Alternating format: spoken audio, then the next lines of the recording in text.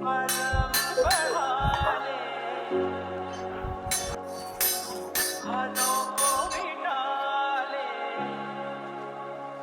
কাজ করতেছেন? বাবাজান তুই কে লেগাইছস? আব্বা ঈদ তো আয় হলো, আমার বন্ধুরা সবাই জামা কাপড় কিনে লাইছে, আমার কবে কিনে দিবেন? বাবারে তুই তো জানস মানে বেতন বেতন পাই নাই, তোর কেমনি ঈদের জামা কাপড় কিনে দেবো? আব্বা আপনি প্রতি জামা লাগে এমন করেন, এবার আমার জামা কিনে দিতে হবে, নাহলে বাচ্চা যাবো গা। বাবারে আমার তো মনে চায় তোর ঈদের নতুন জামা কাপড় কিনে দিতে, তুই কি করবো ক? আমি এত কিছু জানি না, এই দেওয়া আমার নতুন কাপড় কিনে দিতে হইব, নাহলে আমি বাচ্চা যাবো গা।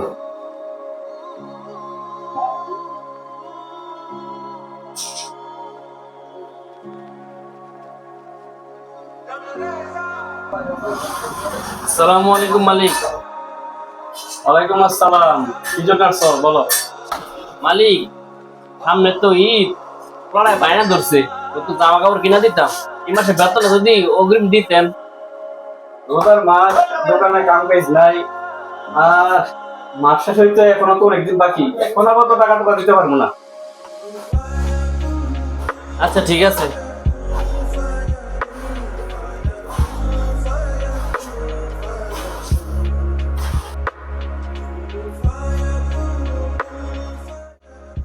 কি ভাই, এখানে বসে কান্না করতেছো কেন? এই যে কান্না করতেছি শোন তাহলে। আমি এত কিছু জানি না, এই দেওয়া আমার নতুন কাপড় কিনে দিতে হইব, নাহলে আমি বাচ্চা যাবো গা। এই মাসে বেতন যদি অগ্রিম দিতেন। মাস শেষ হইতে এখনো তো অনেকদিন বাকি, এখন আবার তো টাকা টুকা দিতে পারবো না। ও তাহলে এই কাহিনী।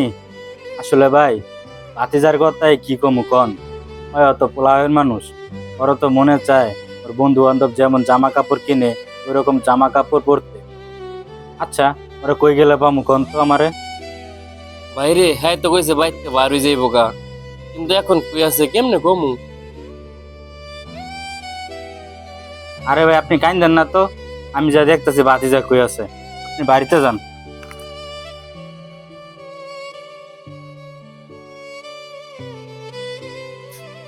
কিরে, মন খারাপ করে বসে আছিস কি লেগা? মন খারাপ করবো না কি করবো, তোমার ভাই কোন ঈদ কাপড় তো কিনে দেয় না গা। এর লেগা তোর মন খারাপ? তুই জানস তোর যতটুকু মন খারাপ হয় তোর বাপেরও ঠিক ততটুকুই মন খারাপ হয়। কতক্ষণ আগে দেখি সিঁড়িতে বৈশা কান্তাছে, এর কারণ কি? তুই হ্যাঁ একমাত্র আদরের পোলা, তোর ঈদের কোনো জামা কাপড় কিনে দিতে পারতাছে না। তুই বলে রাগ কইরা বাইতে বার হয়ে যাবি গা, মালিকের কাছে টাকা চাইতে গেছে, মালিকও না কইরা দিছে। এর লেখা দেখি হ্যাঁ সিঁড়িতে বৈশা বৈশা কান্তাছে। ভাতিজা শোন, প্রতিটা বাপ মায়ে চায় পোলা বাইনতে রে হাসি খুশি রাখতে, কিন্তু পরিবারের পিছু টানের লাগা বাপ মায় পারে না সন্তানের মুখে হাসি রাখতে। একটা সময় তোরও সংসার হইব, তোরও বাচ্চা কাচ্চা হইব, তখন বুঝবি পারিবারিক পিছু টানের কারণে সব সময় সন্তানের মুখে হাসি ফোটানো সম্ভব হয় না। আজকে তুই রাগ করে আসুর দেখা তোর বাবার কাছে যেমন খারাপ লাগতেছে, একটা সময় তোরও বাচ্চা কাচ্চা হইব, তোর বাচ্চা কাচ্চাও যদি একই কারণে রাগ কইরা থাকে তোরও এমন খারাপ লাগবো। তোর ঈদের জামা লাগবো তো চল আমার সাথে, তোর যা যা লাগবে আমি তোর সব কিনে দিতেছি, আয়।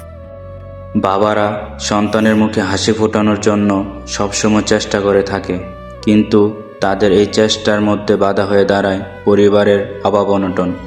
ঈদের জামা কয়েকদিনের আনন্দ, কিন্তু বাবার ত্যাগ সারা জীবনের গল্প। ভিডিওটি যদি ভালো লাগে তাহলে শেয়ার করে দিবেন।